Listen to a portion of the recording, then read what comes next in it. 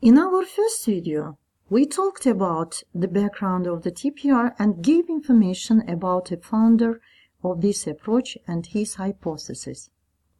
If you have watched the first video, you should have an idea about underlying theories of this method. I think you should be able now to predict what can be objectives and what can be included in the syllabus of TPR. Let's have a look together. You may check your predictions.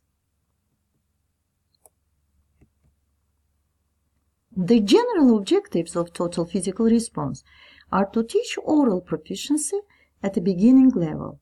The ultimate aim is to teach learners basic speaking skills. Teachers who use TPR believe that it is important to have students enjoy their experience of learning to communicate in another language. The way to do this, Asher believes, is possible through the use of action-based drills in the imperative form. Based on revealed analysis in TPR classes, the use of a sentence-based syllabus with grammatical and lexical criteria should be primary in selecting teaching items. Total physical response requires initial attention to meaning rather than to the form of items. Grammar is thus taught inductively.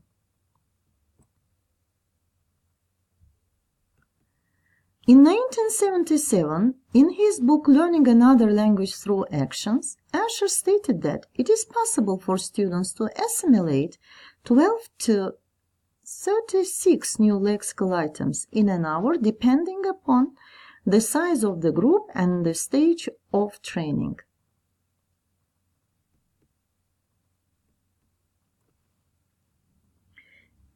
Activities in the TPR classes.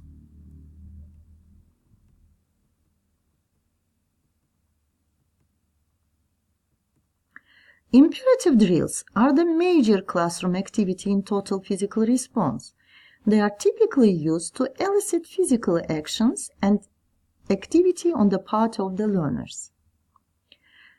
Conversational dialogues are delayed until after about 120 hours of instruction. Other classroom activities include role plays and slide presentations. Role plays center on everyday situations such as the restaurant, supermarket, or gas station. Learners are also expected to recognize and respond to novel combinations of previously taught items. They are required to produce novel combinations of their own. They are encouraged to speak when they feel ready to speak. That's when a sufficient basis in the language has been internalized. Students become more verbal. They issue commands to one another as well as to the teacher. So what are the teachers' roles in the TPR classes? Asher stresses, however, that the teacher's role is not so much to teach as to provide opportunities for learning. The teacher has the responsibility of providing the best kind of exposure to language so that the learner can internalize the basic rules of the target language. Thus, the teacher controls the language input the learners receive, providing the raw material for the cognitive map that the learners will construct in their own minds. The teacher should also allow speaking abilities to develop in learners at the learner's own natural pace. And learners' roles. Learners in total physical response have the primary roles of listener and performer. They listen attentively and respond physically to commands given by the teacher. Learners monitor and evaluate their own progress. Teachers should refrain from too much correction in the early stages and should not interrupt to correct errors, since this will inhibit learners. As time goes on, however, more teacher intervention is expected as the learner's speech becomes fine-tuned. So why should we use TPR in our language classes? It's believed that it is fun, easy, and memorable. It's a good tool for building vocabulary. It can facilitate students with the meaning in real context. It does not require a great deal of preparation. Help the students immediately understand the target language. TPR is inclusive, and works well in a class with mixed ability levels. And it is believed that TPR helps students achieve fluency faster in learning language. It benefits struggling students.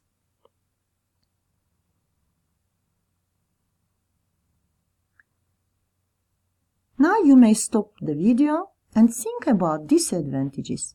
Do you think that alongside with advantages, disadvantages can also occur in the classrooms of the TPR?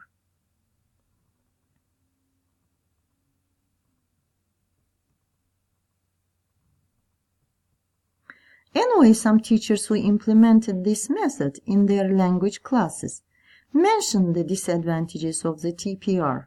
Students are not generally given opportunity to express their own thoughts. It can be a challenge for shy students. It's not a very creative method. Overusing TPR causes someone easily bored. Certain target languages may not be suited to this method. It's limited since everything cannot be explained with this method.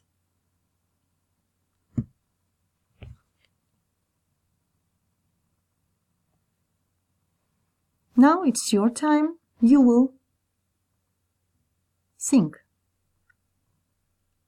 either to use TPR in the classes or not.